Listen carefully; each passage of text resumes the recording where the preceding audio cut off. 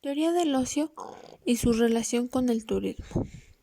El ocio y sus funciones a través de la historia. Definición del ocio. Es una parte de nuestro tiempo libre de trabajo, ya que se hayan cubierto nuestras necesidades físicas y cumplido con nuestros deberes personales y sociales. Según Gil Calvo, el trabajo y el ocio no son sino modalidades distintas de la misma actividad humana. Características de una actividad para ser categorizada como trabajo o como ocio. Gil Calvo dice que el trabajo es toda actividad humana instrumental o desinteresada que se realiza como una necesidad o buscando una retribución, o sea, que aparte de la recompensa que se obtenga de la actividad, se obtenga otro tipo de recompensa, independiente a la ya obtenida. El ocio es una actividad humana expresiva o desinteresada, que no tiene ningún estado de necesidad y que no espera tener recompensa. Lo hace por propia satisfacción personal. Grecia, el origen del concepto. El ocio, para los antiguos griegos, era el objetivo de una vida feliz, que solo lo podían disfrutar una clase de privilegiados, que no malgastaban su tiempo libre, sino que se dedicaban a actividades intelectuales enriquecedoras del espíritu. Según Roland, el ocio en la Grecia clásica es la contemplación, o sea, mirar el mundo y lo que nos rodea, disfrutando de su belleza, sin pretender imponer nada. Según Aristóteles, tanto el trabajo como el ocio son necesarios, pero el ocio es preferible, pues en la base del placer, la felicidad y la vida dichosa. Y los que se la pasan trabajando todo el día no lo pueden disfrutar.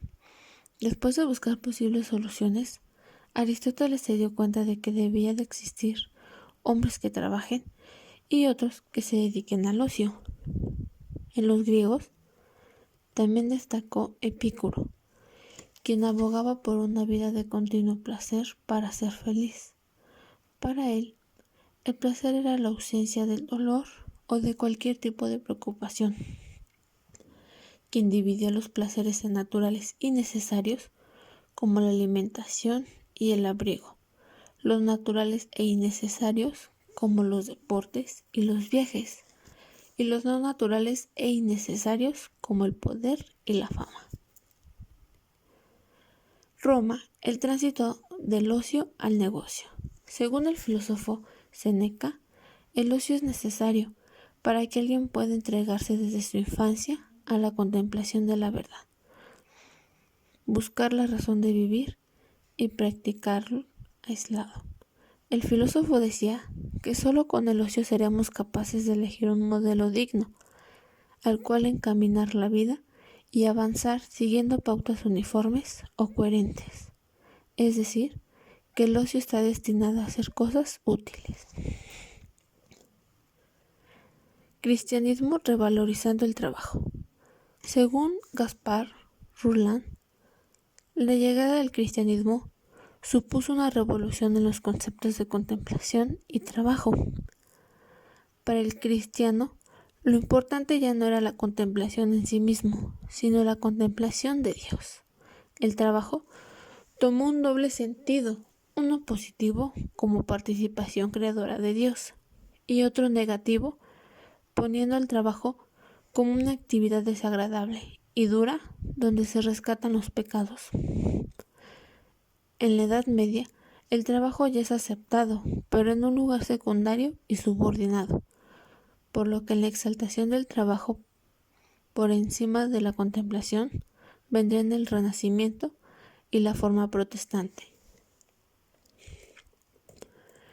El protestantismo dio impulso a la exaltación del trabajo sobre la vida contemplativa, es decir, el negocio sobre el ocio, ya que según Max Weber, el ejercicio de una determinada profesión concreta construye como un mandamiento que Dios dirige a cada uno, obligando a permanecer en esa situación siempre. Si tenías éxito en el ejercicio de tu profesión, tenías más trabajo y te hacías rico, por lo que se creía que era señal de que Dios te amaba, por lo que ya venían al mundo como una realización de la predestinación divina a través del trabajo. Con el calvinismo, el negocio se convierte en el máximo valor moral y el ocio en el gran pecado. Los utópicos del ocio son voces contrarias a la exaltación fanática del trabajo. Una de ellas era Tomás Moro, quien escribe que si todo mundo trabajara bien, solo se necesitarían pocas horas de trabajo para satisfacer las necesidades que requieren todos los ciudadanos para vivir bien, dando así tiempo para el ocio, teniendo que trabajar tanto ricos como pobres. Siglos más tarde, el anarquista Buonarroti propone 3 horas diarias de trabajo en la dictadura de los iguales, donde se acabaría con la ociosidad permanente de unos pocos a costa de trabajo de unos muchos.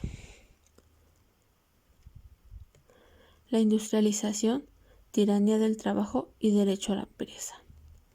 Con la revolución industrial, los trabajadores abandonan los campos y talleres y se incorporan a las fábricas en las ciudades, extendiendo las horas de trabajo, dejando muy poco tiempo para que el trabajador reponga fuerzas, considerando improducto el ocio. La burguesía le daba gran valor al trabajo, pero para los demás, y así ellos seguían disfrutando del ocio, dejando la idea principal de austeridad fuera de realidad. El socialista Paul Lafargue escribió que nuestro siglo es el siglo del trabajo, del dolor, de la miseria y de la corrupción, que el fin de la revolución era el trabajar menos y disfrutar intelectual y físicamente lo más posible.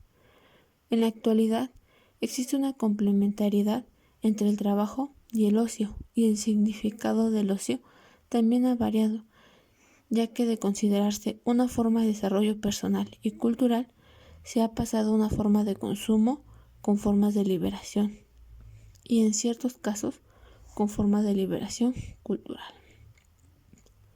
Clases del ocio. Existen múltiples tipos de ocio que implican la edad, la actividad, la compañía en la que se realice, el ámbito en el que se lleve a cabo, el que se realice en compañía de otras personas, en donde se refuerzan lazos sociales y personales, y actividades en solitario o rodeado de gente con la que apenas interrelaciones. Las funciones del ocio en la sociedad moderna. Merton dice que el concepto de función implica el punto de vista del observador, no necesariamente del participante. Los motivos son las explicaciones que damos sobre nuestra conducta, mientras las funciones son los efectos o consecuencias de esta conducta, y en ocasiones motivos y funciones coinciden. El ocio como descanso. En el artículo 24 de la Declaración de los Derechos Humanos, donde dice que toda persona tiene derecho al descanso, al disfrute de tiempo libre, a una limitación razonable de la duración del trabajo y a unas vacaciones periódicas pagadas. El ocio como placer y diversión. El descanso libera de la fatiga y la diversión libera del tedio, del aburrimiento.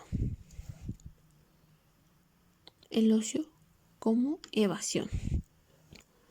Es el distanciamiento y el olvido, al menos momentáneo, de todo aquello que nos abruma, como puede ser el trabajo, la convivencia con familiares, el hogar y el mundo ajetreado. El ocio como lugar de comunicación. Según Presklowski, los individuos y grupos se unen para viajar juntos o coinciden en el camino, siendo el objetivo de una visita la excusa para la comunicación durante el viaje. Son momentos de la vida donde nos encontramos solos y recurrimos a este tipo de ocio, con el objetivo de entrar en contacto en un grupo donde estemos cómodos. El ocio para la representación del estatus social.